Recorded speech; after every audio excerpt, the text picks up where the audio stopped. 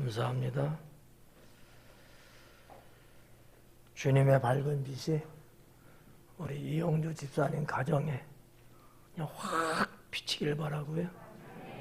사랑하는 성도 여러분들 가정에도 그냥 줄기차게 비치기를 축원합니다. 찬양 음폭은 좀 넓지만 좋은 찬양인 것 같아요. 정말 그 가사를 통해서 말씀하시는 내용을 보면은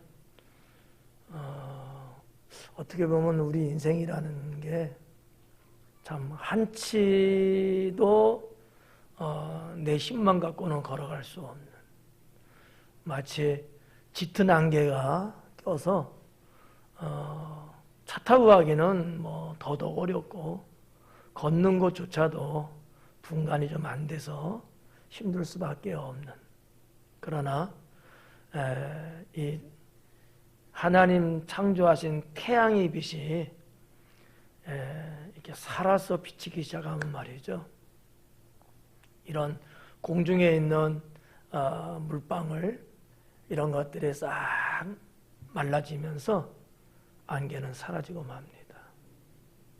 그러면 이야, 이런 일도 있었구나, 이렇게 희열을 느낄 수도 있습니다.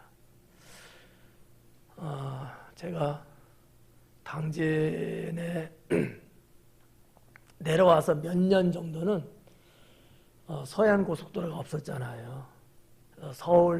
특히 서울 갔다가 이렇게 내려올 때 뭐 한 6개월 남은 또 박사 코스 논문 공부도 남아 있었고, 또 업무차 또 서울을 또 오르락 내리락 할 수밖에 없었기 때문에 어떤 경우는 막 밤 12시도 내려오고, 어떨 때는 시간이 모자라서 새벽 기도에 시간 맞춰서 내려올 때도 종종 있었거든요. 근데 너무 안개가 많이 낀 날은 무서우리만큼 진짜 한치 앞이 안 보여요. 자동차 서치라이트가 쭉 비치는데 한 10m? 20m? 아주 그 가까운 정도 그 정도만 보이지 더 이상은 안 보이는 거예요. 근데 이제 삽교촌을 특히 넘어오면 안개 상당히 끼잖아요. 다녀본 사람만 알아. 자, 시속을 뭐 한 30km 뭐 이렇게 해야 되는 그럴 때가 있어요. 그러다가 안개가 쫙 거쳐지는 건 아니에요. 안개가 있는 데서 없는 데로 서서히 나오기 시작하면 왜 이렇게 그냥 기분이 좋은지, 야, 살았다, 막 이런 생각이 들 때가 있었습니다. 우리 인생은 오늘 말씀 27장 1절에도 그렇게 말씀하고 있습니다만은 알 수 없어요. 뭐 이 한마디로 그냥 될 것 같아. 여러분은 여러분 인생 앞일을 알 수 있으셔요? 없죠? 그래서 까불면 안 되는 것 같아요. 정말 알 수 없잖아. 아무리 똑똑해도 알 수 없는 거고요. 아무리 모든 것을 다 지배하고 산다 해도 사실 알 수 없어요. 21세기는 IT 산업의 시대라고 부를 수 있잖아요. 지금 화성도 말이죠. 가갖고 막 화성을 연구하고 그런 시대임에도 불구하고 인간은 한치 앞을 알 수 없는, 대단한 것 같으면서도 대단히 부족한 그런 존재가 사람이다라고 생각해 볼 수가 있겠습니다. 오늘은 잠언 27장 읽은 본문의 말씀 속에서 칭찬과 책망이라고 하는 제목을 가지고 강해를 하도록 하겠습니다. 27장 1절에 보니까 너는 내일 일을 자랑하지 말라 그래요. 너는 내일 일을 자랑하지 마라. 근데 때로는 우리 좀 자랑하죠. 뭐 우리 다음 달에는 뭐 할 거야, 뭐 어디 갈 거야, 뭐 그때면 뭐 요즘 모르겠다. 옛날 같으면 그때 일 한 달만 있으면 개를 타 막 이러면서 별로 썰렁하네. 요즘은 개들 안 해요? 요즘은 그냥 은행에 그냥 이렇게 적금 드시나? 옛날에는 참 개들 많이 했어요. 가끔 사고도 났지만 그래도 서로 지인들끼리 십시일반 도와가면서 이렇게 돈들 모았다가 매달 태워주는 그런 문화가 있었던 우리나라죠. 뭐 사람은 누구나 다 그럴 것 같아요. 언제가 되면은 뭐가 되면은 우리 애들이 이렇게 되면 상당히 거기에 대한 자부심도 있고 뿌듯함도 있고 희망도 있고 이게 조금 이제 지나치면 이제 자랑이 이제 되는 거예요. 자랑 중에서 가장 심각한 자랑은 자식을 향한 부모의 자랑인 것 같아요. 예. 이거는 뭐 그런 바보도 없을 것 같아. 남이 볼 때는 뭐 별거 아닌데 썩 뭐 그렇게 잘난 건 없어요. 근데 부모가 볼 때는 자기 자식이 그렇게 잘난 거야. 그래가지고 그냥 입에 거품 3번 물면서 막 자랑하더라고.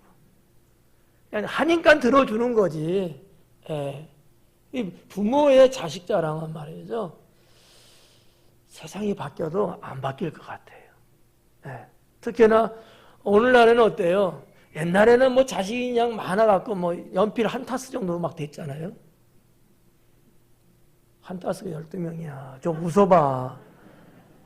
아, 썰렁하네. 옛날엔 그렇게 해도 자녀를 두었어요. 뭐 10명 되기도 하고, 보통 6명, 7명은 뭐 기본이었잖아요. 예. 그 중에서 그래도 그냥 1명, 2명이라도 잘 되면은 집안은 펴는 거고, 그것마저 없으면은 다 그냥 깡통 차고 나가는 거고, 뭐 이렇게 생각이 되었던 시절이 우리나라 한 40년 전, 그때는 좀 그랬잖아요. 그래서 부모님들의 자식 자랑 엄청나게 했어요. 우리 애가 뭐 어느 학교에 들어갔다, 뭐 이런 회사 이름 들어봤어? 하면서 취직한 것에 대해서 심지어 여러분 이 시골 동네에 면서기만 해도 말이죠. 현수막 붙일 정도로. 당신은 어때? 그런 일이 있었나? 그런 거 없었어요? 강난순 권사님이 없다면 없었던 거야. 근데 하여튼 그런 말이 돌 정도로 하여튼 자식에 대한 사랑은 끔찍했었죠. 뭐 부모님의 그런 것 뿐이겠습니까? 때로는 자기 스스로도 자기를 자랑하고 싶어서 물론 열에 한두 명에 불과하지만 하여튼 그러한 분들도 있단 말이죠. 어느 선까지는 어때요? 들어줄만 하고요. 이해가 가죠. 선이 넘어가면 좀 모질이, 팔푼이 뭐 이런 말도 하지만 인간의 존재는 말이죠. 옛날 태고 때부터 오늘에 이르기까지 이렇게 삶 속에서 뭐가 있었다? 자랑이 있었다라는 거예요. 자랑이 있었다. 성경에도 보면 자랑에 대한 이야기가 많이 나오고요. 자랑을 해서 잘된 경우도 있고 자랑해서 망한 경우도 성경에는 여러 곳에 기록이 되어 있습니다. 여러분이 잘 알고 있는 자랑은 어떤 자랑이에요? 누구에 대한 자랑이에요? 욥에 대한 하나님의 자랑이죠. 이렇게 조금 찔러줘야 머리가 또 좀 돌아가고, 그렇죠? 대단한 자랑 아니에요? 얼마나 하나님의 자랑이 컸던지 사탄이 견딜 수가 없었나 봐. 그래가지고 욥을 막 그냥 어려움을 주고 막 시험을 하지 않았습니까? 뭐 이런 자랑, 참 좋은 건데 불구하고 때로는 자랑 때문에 시련도 겪었던 뭐 이런 경우도 있고요. 또 여러분 뭐 구약에 또 누가 있을까? 에스더 같은 케이스도 사실 아하수르 왕이 자기 아내 자랑을 엄청나게 했어요. 성경에는 별로 표시가 안 되지만 너무 아름답고 정말 너무 뷰티풀한 그러한 부인이었어요. 여러분보다 훨씬 이뻤어요. 좀 옆구리 찔러야 조금 꿈틀거릴 것 같아. 젊고 날씬하고 그때 아마 허리를 재니까 23이라든가 그거 할 때 뭐 얼굴의 미모도 그렇고 뭐 전체가 아름다웠던 것 같아요. 그래서 자랑을 막 늘어놓고 외국의 사절들도 또 주변 국가의 또 왕들도 심지어는 자국의 대신들도 모두가 다 이런 자랑에 흠뻑 젖었던 그러한 시대였죠. 그만할게요. 세 번째 했다가는 고개 돌릴 것 같아갖고. 그러니까 자랑이라는 거는 뭐 어느 때나 있었다는 얘기예요. 근데 이게 자랑도 어느 정도 하면은 약이 될 수 있고 과하면 독이 될 수 있는 것 같더라고요. 자, 여러분들은 살면서 적당히 자랑할 수 있기 바랍니다. 단지 하나 조심할 것 있어요. 단지 하나. 하나님의 고난, 하나님의 영역은 침범하지 않으면서 자랑해야 된다라는 거예요. 뭐 갑자기 생뚱맞은 이야기 같은데 오늘 27장 1절에 나오는 내일 일을 자랑하지 말라는 이 내일이라고 하는 이 날짜의 개념이 있잖아요. 이 성경에서 말하고 신학에서 말하고 고대 사회에서 말했던 이 내일은 말이죠. 그냥 단순한 하루 24시간이 뭐 지나서 오는 그런 내일의 개념이 아닌 거예요. 하나님의 전적인 고난의 영역이라고 봤던 거예요. 내일이라는 것이 자체가. 그러니까 사람이 침범할 수 없는, 사람이 그것을 어떻게 좌지우지할 수 없는 인간의 능력의 한계를 넘어버린 그런 거라는 얘기죠. 그래서 잠언의 기자가 뭐 그러한 것들이 그 당시에도 아마 있었을 거예요. 의식들이. 그래서 저는 이 1절의 말씀을 보면서 우리들도 하나님 고유의 어떠한 한계를 내가 함부로 운운하면서 거들먹거리고 허랑방탕하게 살면 안 된다라고 하는 거죠. 여러분 사실은 앞일을 알아서 좋은 경우도 있지만 알므로 인하여서 불안하고 공포에 떨 수도 있거든요. 이 두 가지가 다 공존하는데 제가 느끼기는 인간에게 있어서 앞일, 내를 알지 못하는 것이 훨씬 유익하다 하여 하나님은 사람으로 하여금 알 수 없게끔 만들었다라고 저는 생각해요. 만약에 하나님이 창조한 사람들이 훨씬 유익하고 더 좋은 거라면 사람이 알 수 있도록 하나님이 해주셨겠죠. 그러나 그렇지 않기 때문에 하나님은 그 부분을 차단하지 않았을까, 이렇게 저 개인적으로는 생각합니다. 그렇다면 우리는 굳이 그것을 알려고 할 필요도 없고 알아서도 좋을 거 없어요. 그럼 어떡하죠? 하나님께 맡기고 사는 거예요. 할렐루야. 네. 궁금은 할 수 있지만 그걸 굳이 알려고 하면 안 돼요. 그거는 하나님의 영역이야. 하나님 고유 권한이라는 얘기예요. 하나님께서 사랑하는 여러분들에게 그때그때 주시는, 그때그때 이끄시는 그런 삶을 살아가는 게 중요하지, 미리 알아가지고 불필요한 그 불협화음을 만들 필요는 없다라고 하는 거죠. 저는 1절을 준비하면서 그와 같은 부분들을 생각해 보았습니다. 너는 내일 일을 자랑하지 말라. 네. 하나님만의 시간인 것을 우리가 그것을 침범하기보다는 하나님 절대 의존하는 신앙 갖고 하나님의 섭리를 신뢰하는 신앙을 갖고 주님이 이끄신 대로 간다면 그 내일이라고 하는 것은 반드시 여러분의 삶 속에 큰 유익을 준다고 믿습니다. 자, 하루 동안에 무슨 일이 일어날는지 네가 알 수 없음이니라. 이것이 하나님이 사람에게 정해놓은 법이에요. 능력의 한계다라고 하는 겁니다. 사람이 아무리 알고 싶고 알려고 해도 알 수 없게끔 주님이 거기까지만 허용하신 거예요. 이런 것들을 우리가 신앙적으로 수용할 수 있어야 돼요.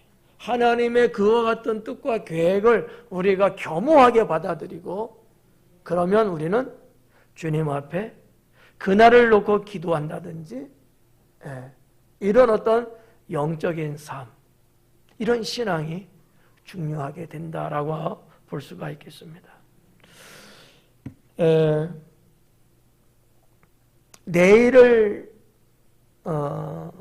알려고 하는 사람, 내일을 자꾸 이야기하는 사람, 이런 사람은 우리가 응용적인 측면에서 어떤 유형의 사람들이 자꾸 내일을 거론하고 내일에 대해서 자꾸 운을 띄우느냐. 하나님을 믿고 의지하기보다는 자기 자신을 신뢰하고 의지하는 사람들. 이런 사람들은요, 자꾸 본인이 내일에 대해서 자꾸 언급을 하고 거기에 대해서 이러쿵저러쿵 말을 자꾸 하려고 합니다. 근데요, 여러분 생각에는 어떨지 모르지만 하나님을 절대적으로 의지하고 사는 사람은 내일에 대한 염려, 내일에 대한 그런 부분들 그다지 신중하게 생각하지 않습니다. 어차피 하나님은 하나님의 신실한 백성들에게 예비해 놓으신 내일이 있어요.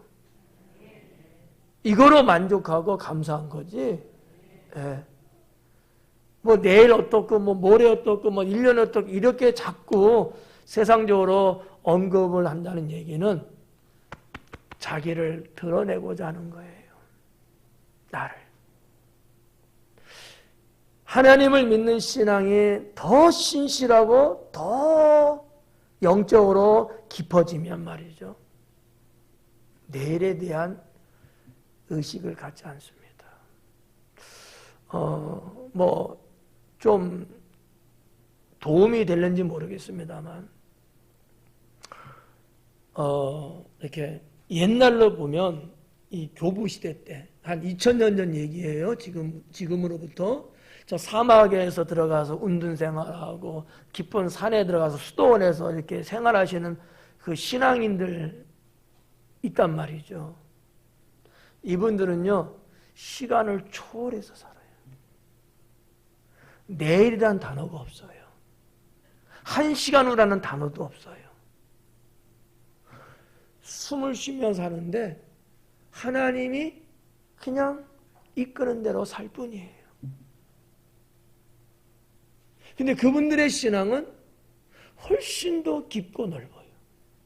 하나님과의 관계가 훨씬 더 돈독하고 훨씬 더 서로 교감이 투철합니다. 주님이 하시는 말씀을 듣기도 하고 주님 앞에 자신을 아뢰기도 하고, 정말 마치 여러분들이 스마트폰 갖고 서로 대화하듯이 영상통화하듯이 말이죠. 그렇게 산다는 거죠.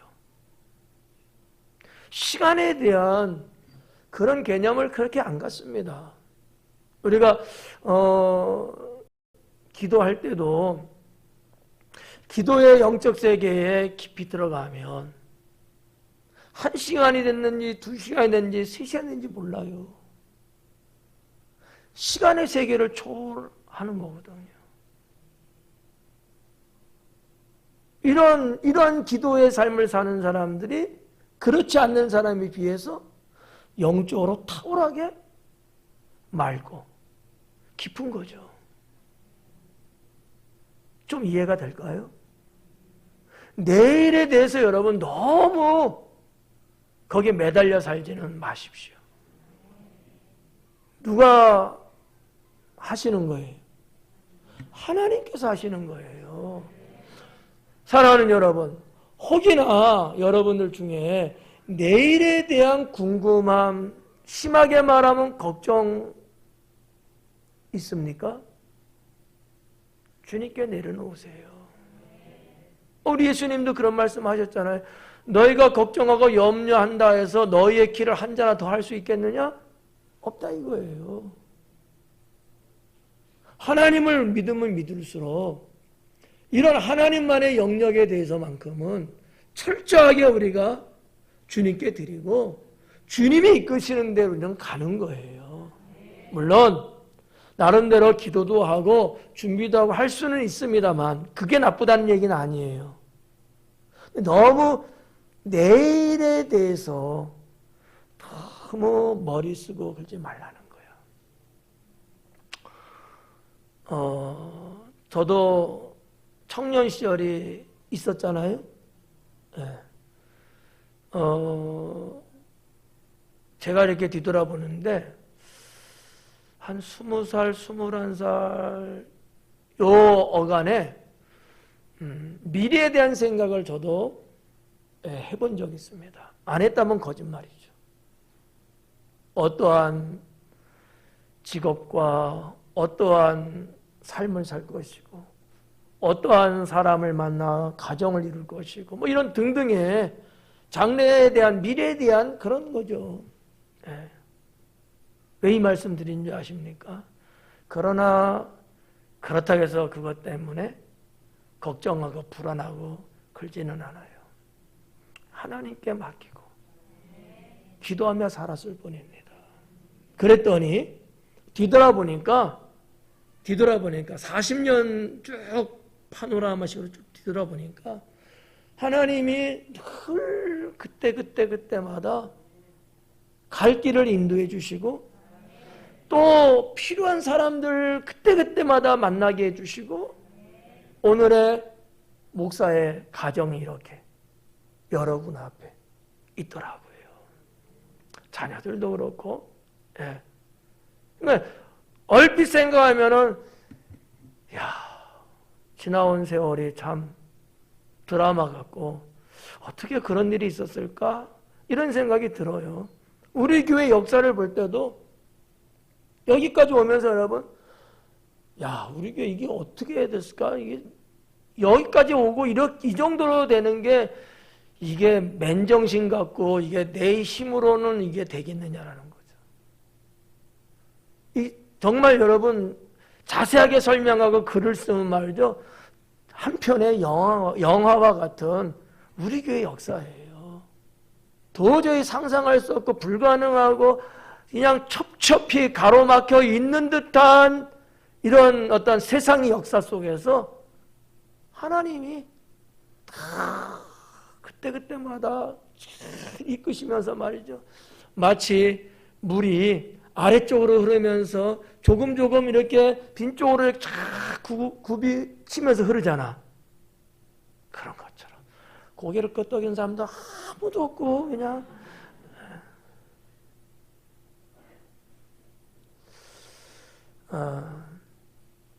1절 말씀 너무 긴 시간을 말씀드렸는데 결론은 그거예요. 너무 자기 자신을 신뢰하지 말고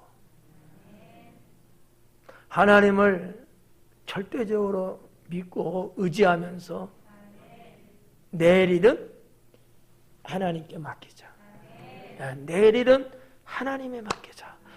목사님 이러다가 내년엔 어떻게 하죠? 아니 내일 일도 모르는데 내년까지는 어떻게 그렇잖아요.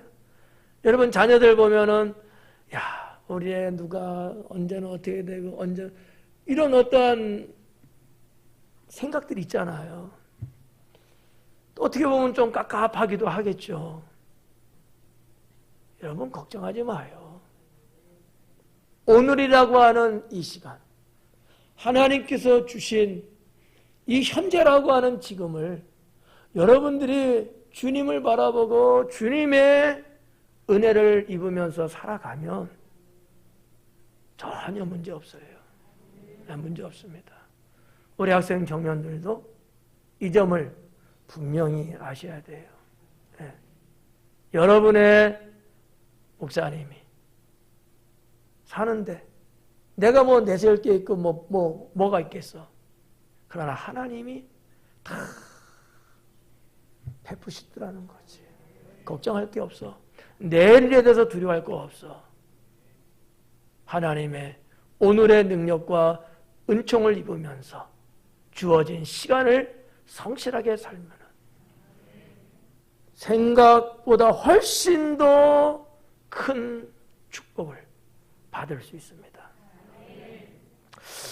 자, 2절 말씀에 오니까 타인이 너를 칭찬하게 하고 내 입으로는 하지 말며 외인이 너를 칭찬하게 하고 내 입술로는 하지 말지니라. 칭찬에 대한 말씀이에요. 여기 보니까 둘이 나오면서 강조를 하고 있는데 타인이 나오고 외인이 나와요. 타인과 외인. 이 타인이라는 말은 그냥 우리나라 말로 쉽게 말하면 모르는 사람을 말하는 거예요. 내가 모르는 사람, 아예 모르는 사람. 예. 타인이라고 해서 뭐 친구고 뭐 옆에 있는 사람이고 뭐 그래도 하루에 한 번 정도는 보면 인사도 할 줄 알고 이런 사람이 아니고 아예 내가 모르는 사람. 타인이라고 번역된 거예요. 이해 갔죠? 외에는 그건 뭐냐? 외에는 쉽게 말하면 이방인이에요. 이스라엘 백성으로 말하면 비이스라엘 사람. 그러니까 이스라엘 사람이 아닌 타국의 어떤 사람, 그런 사람을 외인이라고 했습니다. 물론 뭐 이 외에도 이 단어들이 때로는 뭐 다른 쪽으로 번역할 수도 있어요. 조금 좀 뭐해서 제가 단어를 쓰지 않으려고 하는 거예요. 그래도 알려드려요? 창녀 같은 여인을 말할 때도 이 단어를 썼다라는 거죠. 외인. 하나님 앞에서의 그와 같은 사람들은 죄인이잖아요. 이방인과 같은 거예요. 이방인. 이스라엘 사람들의 관점에서 그렇게 본 거죠. 그러니까 그런 식으로 그 고대 사회의 문학에서는 그런 쪽으로도 번역을 했다, 사용했다는 얘기예요. 근데 제가 말씀드린 건 그렇게 보지는 말고 그냥 단순하게 타인은 여러분이 전혀 모르는 사람, 외에는 하나님 안 믿고 그냥 하나님 밖에 있는 이런 사람들, 그냥 이렇게 보셔도 큰 문제는 없어요. 자, 근데 볼까요? 타인이 너를 칭찬하게 하고, 아니 전혀 여러분 모르는 사람이야. 근데 그런 사람이 여러분을 칭찬할 수 있도록 하라는 거예요. 너 스스로 네 입을 벌려서 너를 칭찬하지 말고, 그냥 여러분은 누군지 몰라. 그분도 여러분 모를 수 있겠죠. 근데 그런 분들이 여러분을 칭찬하는 게 맞는 거지, 본인 스스로가 자기를 칭찬하는 것은 올바르지 못하다라는 얘기입니다. 본인이 본인을 칭찬하는 것은 왜 그럴까? 자랑하고 싶은 거죠. 물론 100% 다 나쁘다고 볼 수는 없어요. 때로는 이렇게 뭐랄까 할까? 양념처럼 간혹 필요할 때도 아마 있을 거예요. 그러나 전반적으로 볼 때는 그렇지 않다 보는 것이 맞아요. 그러니까 여러분, 우리가 살면서 나 스스로 나를 칭찬하는 것은 보편적으로 뭐 교만하다, 뭐 사람이 교만 이런 말을 쓰잖아요. 그래서 좀 금물이죠. 금물이에요. 그 동화 이야기도 그런 것들이 나오잖아요. 거울아 거울아 누가 제일 뻔히. 자기 스스로 자기를 치켜 세우고 자랑하고 싶고 막 그러니까 그런 것들이죠. 근데 그것이 좋다고 평가하지는 않는다라는 거죠. 예. 성도 여러분, 저는 이 2절의 말씀 귀담아 들을 필요가 있다고 봐요. 여러분 외에 다른 어떤 사람이 뭐 가족이다 친구다 뭐 그분들도 좋습니다만은 그렇지도 않음에도 불구하고 관련성 있는 사람은 칭찬해 줄 수도 있잖아요. 근데 전혀 관련이 하나도 없어. 그런 사람인데도 불구하고 여러분을 칭찬한다. 이거는 최고죠. 네.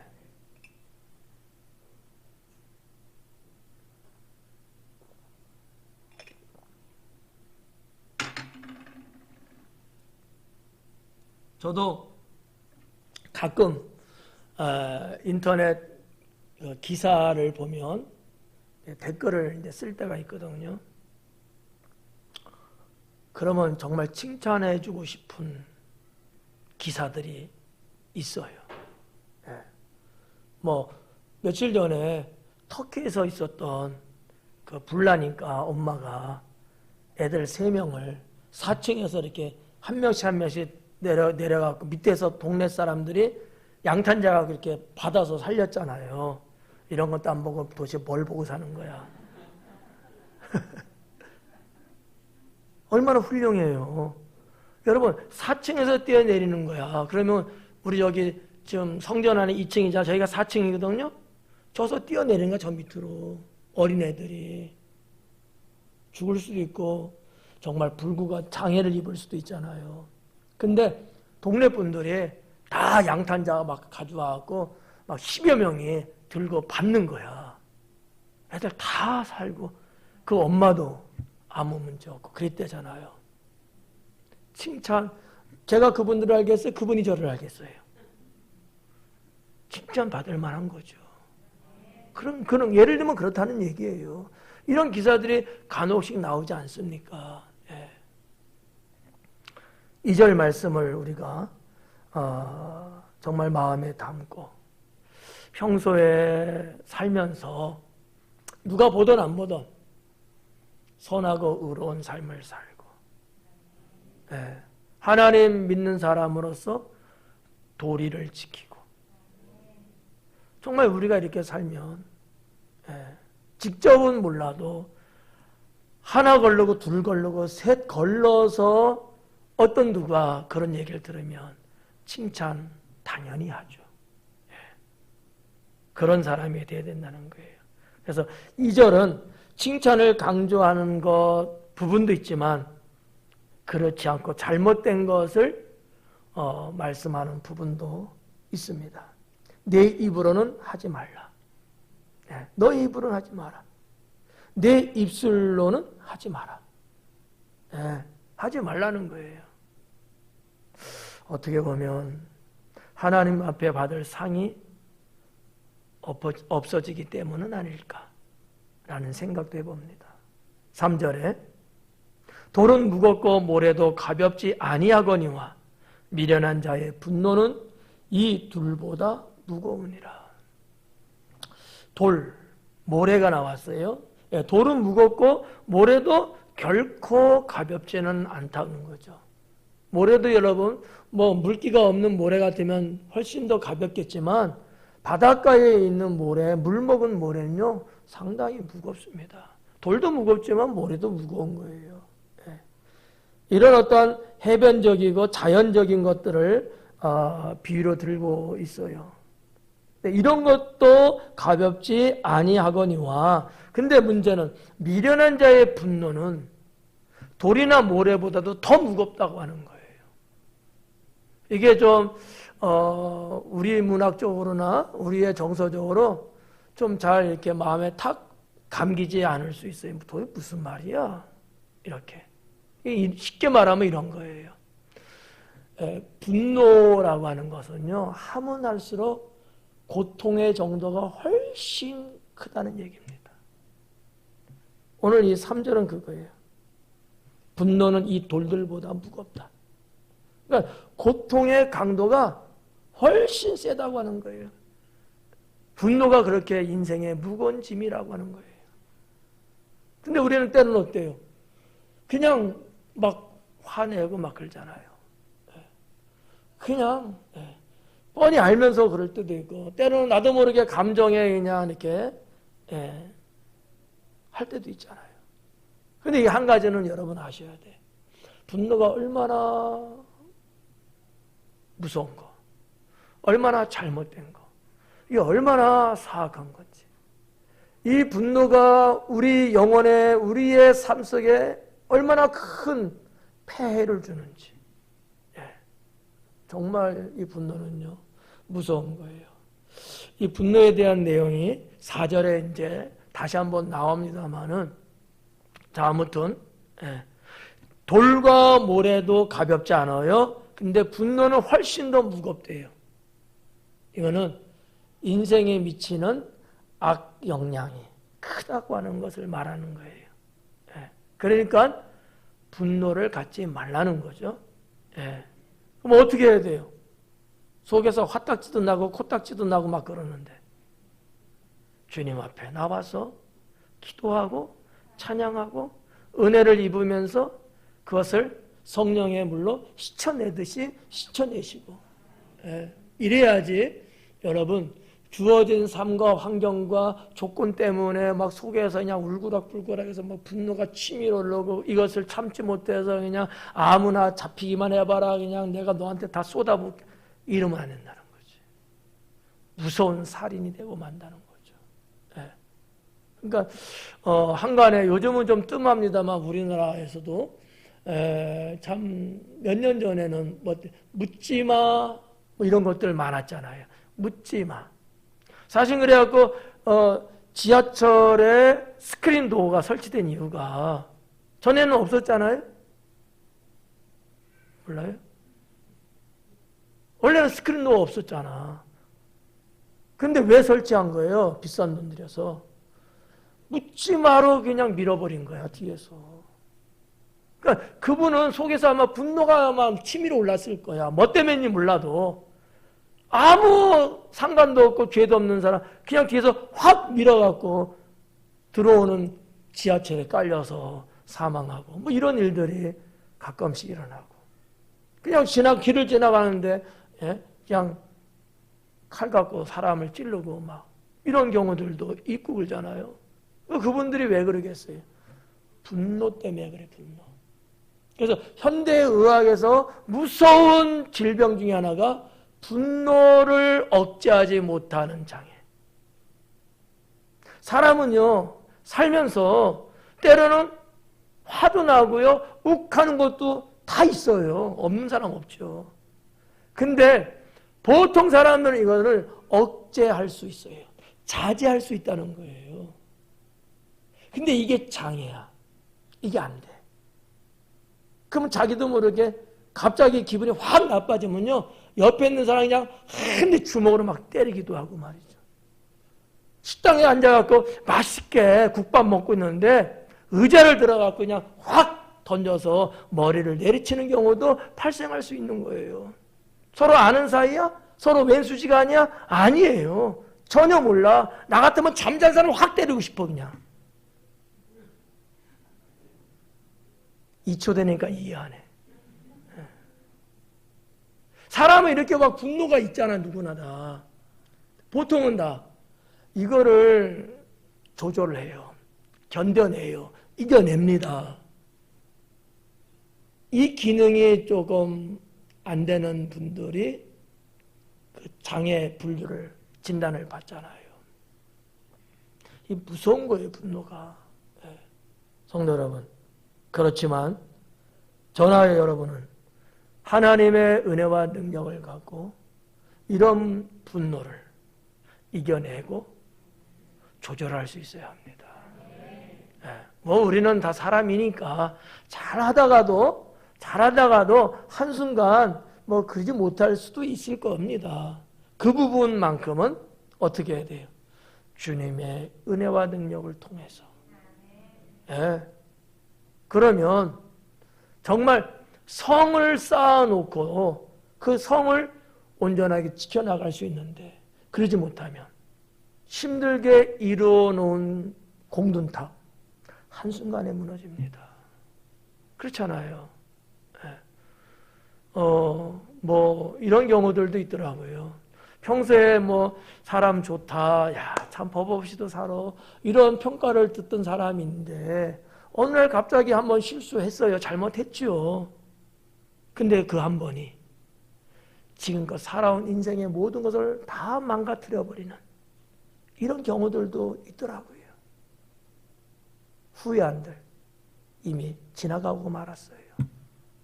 분노를 잠재우지 못하고 이거를 내가 이겨내지 못하면 무서운 결과를 초래하게 되고 그것 때문에 인생 힘들어집니다. 예. 정다웠던 친구들도 한 명 한 명씩 떠나가게 됩니다. 4절 말씀에 부는 잔인하고 노는 창수 같거니와. 예. 자, 부는 잔인하대요. 부는 뭐예요? 속에 있는 감정이야, 부는. 근데 잔인하대요. 잔인이라는 단어가 주는 의미가 뭔지 아시죠? 예. 무서운 거예요. 화기가 막 속에서 용암 마그마가 막 끓듯이 아직은 화산 폭발 안 한 거예요. 땅 속에 있습니다. 마그마가 막 부글부글 막 그러고 있는 거야. 언제 날만 잡아봐라 그냥 터뜨린다. 막 이런 식으로 말이지. 부는 그래요. 인정사정 보지 않습니다. 이게 잔인한 거예요. 근데 노는 창수와 같대요. 창수는 무슨 얘기냐면 홍수라는 얘기예요. 홍수. 많은 물이 흘러내려간다는 거야. 홍수잖아요. 노는 그렇대요. 노는 뭐예요? 부는 속 안에 있는 감정에 그런 거예요. 노는 바깥으로 튀어나와서 쏟아붓는 거예요. 그래서 분노라고 합니다. 이거는 홍수 같아요. 홍수. 얼마 전에도 이탈리아에도 여러분 막 진짜 전례 없었던 홍수가 나갔고 말이죠. 막 도시가 잠기고 뭐 인도도 그렇고 말이죠. 뭐 자카르타고 뭐 어디 뭐 이런 데 많잖아요. 우리나라도 매년 장마철이 되면은 홍수 때문에 참 어려움을 겪는 분들 계시잖아요. 사람이 힘으로 안 돼요. 모든 거 다 그냥 뭐 떠내려가게 만들고 그냥 뭐 가재도구 뭐 생필품이 뭐고 다 망가뜨려 버리잖아 그냥. 이 창수가 나면 그런 거예요. 적당량의 물이라는 건 필요한 거지.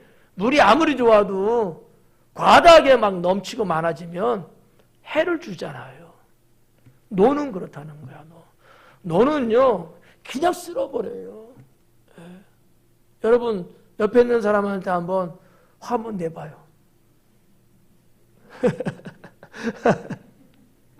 화낼 때 자, 기다려. 자, 간다. 준비해. 그리고 화내는 사람 봤어요? 자, 조금씩 수치 하나씩 올릴게. 이러면서 화내요?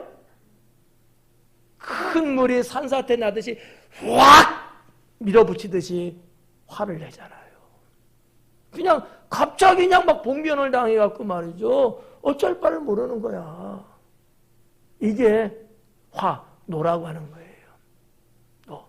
여기는요, 그 원어적으로 좀 보면은, 무슨 의미가 있냐면, 그 화염, 열, 뜨거운 열, 강렬한 열, 막 이런 것들이 함축되어 있습니다. 다 타버려요. 다 녹아버립니다. 얼굴도 막 화상 입어갖고요, 코가 어디 붙었는지, 귀가 어디 붙었는지 알 수 없어요. 이 화 때문에, 이 노를 말하면 그렇게 되는 거야. 노를 말하면. 그래서 여러분 다 경험이 있을 것 같은데 대체적으로 집에서 화내면 어때요? 다들 무서워서 막 이러잖아. 그래서 또 하지 뭐. 내가 한번 화를 확 지르면 집안이 다 초토화돼 버려요. 그냥 윗사람이 한번 화를 확 내면 아랫사람들이 그냥 꼼짝 못하고 다 그냥 바베큐가 돼 버리는 거야. 배고프다 올라도. 분노라는 게 얼마나 무섭고 얼마나 하나님 앞에 큰 죄인지를 우리가 여러분 깨달아야 합니다. 나도 불행해지고 남도 불행해진다는 거예요. 옛적에도 말씀드렸습니다만 내가 속으로 분을 가지면요 내 몸에서 독이 나온대잖아. 사람 몸에서 독이 나온대잖아. 이 독을 갖고 80명을 죽일 수 있대요. 사람이 그렇게 무서운 존재입니다. 여러분들이 속에서 분을 팍 갖잖아요. 이거를 의학적으로 그 물질을 가지고 사람을 죽이면 80명까지 죽일 수 있는 분량이래요. 나도 들어서 알아, 들어서. 진짜인지 아닌지 몰라. 의학에서 하는 얘기예요. 그만큼 무섭다는가. 80명을 죽일 수 있는 치사량이 그러는 것을 여러분이 한 번 분을 뿜을 때마다 몸에 지니고 사는 거야. 그러니 위장이 거뜬하겠어요? 예? 취장이 거뜬하겠어요? 알아서 하세요. 여러분이 독에 오히려 치여서 죽는 거지 뭐. 아주 무서운 겁니다. 뱀보다 무서운 게 사람이래잖아요. 독성도 강하고. 예. 어떻게 계속 분을 품고 화를 좀 내시겠어요? 지금까지 쭉 해왔던 거니까. 이 친구는 어때요? 별로 친하고 싶지 않죠? 예. 분노를 잠재울 수 있어야 돼요. 주님의 온유한 마음, 오전 설교 말씀처럼 주님의 손이 여러분의 삶에 얹혀지면 여러분의 노도와 같은 마음은 온유한 마음으로 바뀌면서 이 분노도 사라지고 맙니다. 할렐루야. 예. 근데 4절에 보니까 이렇게 말씀하고 있어요. 부는 잔인하고 노는 창수 같거니와 투기 앞에야 누가 서리요? 아니, 분노도 이렇게 무섭고 이렇게 엄한 것인데 투기 앞에 과연 그런 것들이 설 수 있겠느냐? 그러면 투기가 더 심하다는 거예요. 여기 투기라고 했는데 여러분 무슨 뭐 어디 뭐 이렇게 투기하고 그런 얘기 아니에요? 예, 질투를 말하는 거예요. 질투라고 써놓으면 훨씬 더 좋았을 것을.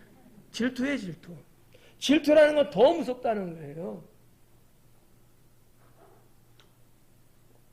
사랑하는 것도 좋지만 질투가 발동하는 사랑은 살인을 저지르고 말죠. 질투는 정말 무서운 거예요. 물론 우리가 거룩한 질투 할 수 있습니다. 좀 더 주님을 위해서 내가 무엇을 할 것인가. 아무개가 하더라고. 나도 해야 되겠다. 뭐 사실 뭐 질투라고 보기는 그렇죠. 조금 세미라고 할까? 이렇게 그냥 이쁘게 봐줄 수 있는 거지. 그러건 괜찮은데 누구 잘 되는 꼴을 볼 수가 없어. 그래서 악심을 품는 거죠. 이런 건 질투예요. 분리적으로. 이 질투를 말하는 거예요. 이 질투. 성도 여러분, 성경에서는 질투에 대해서 많이 말씀하고 있어요. 에서와 야곱은 어땠을까요?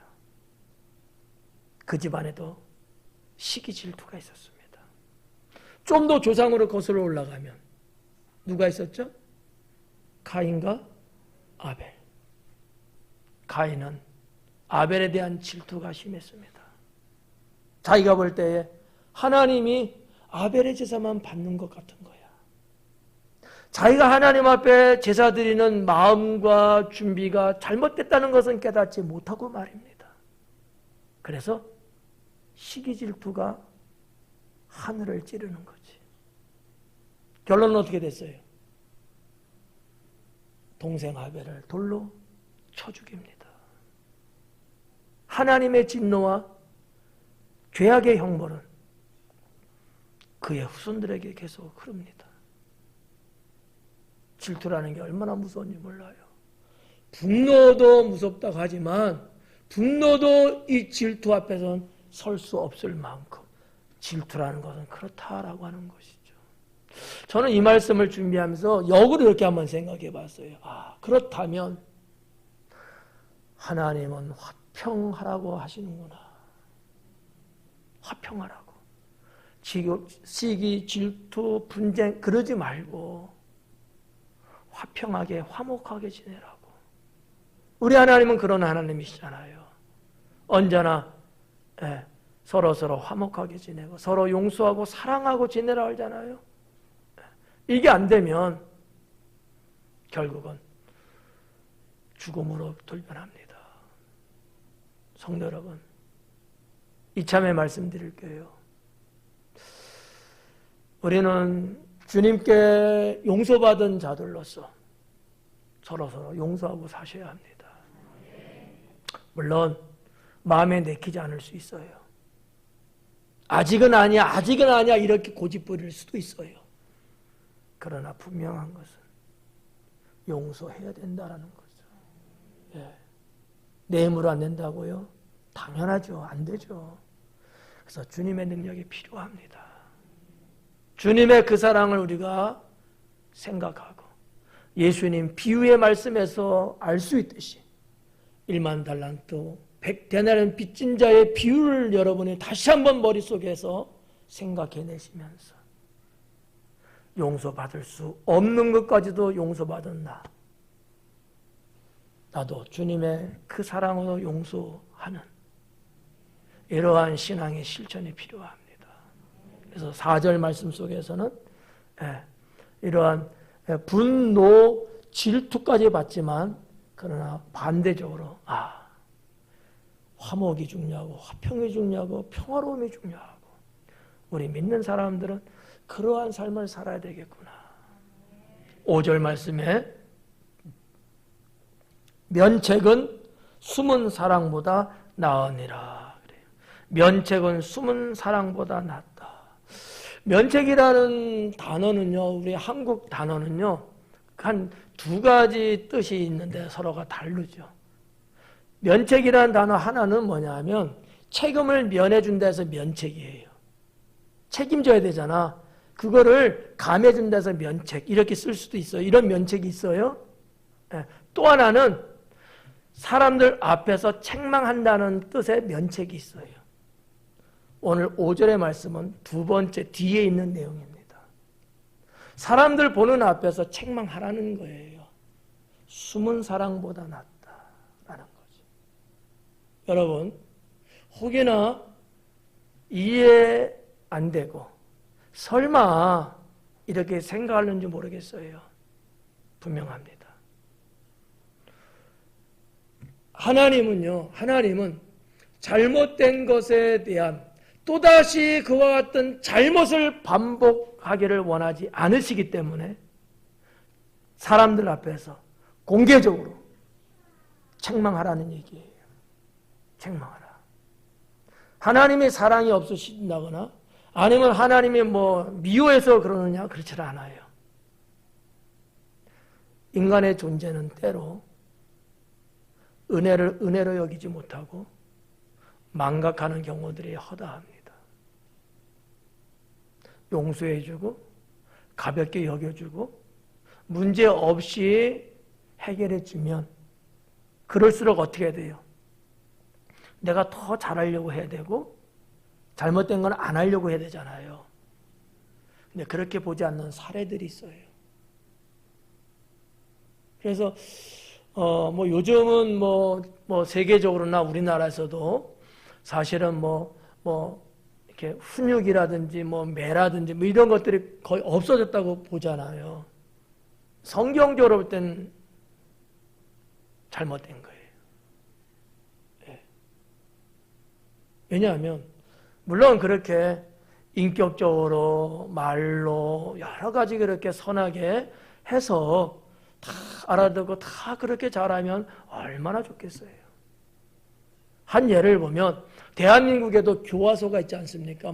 교도소든 구치소든 뭐가 되든지 간에 그 안에서 충분히 교화를 합니다.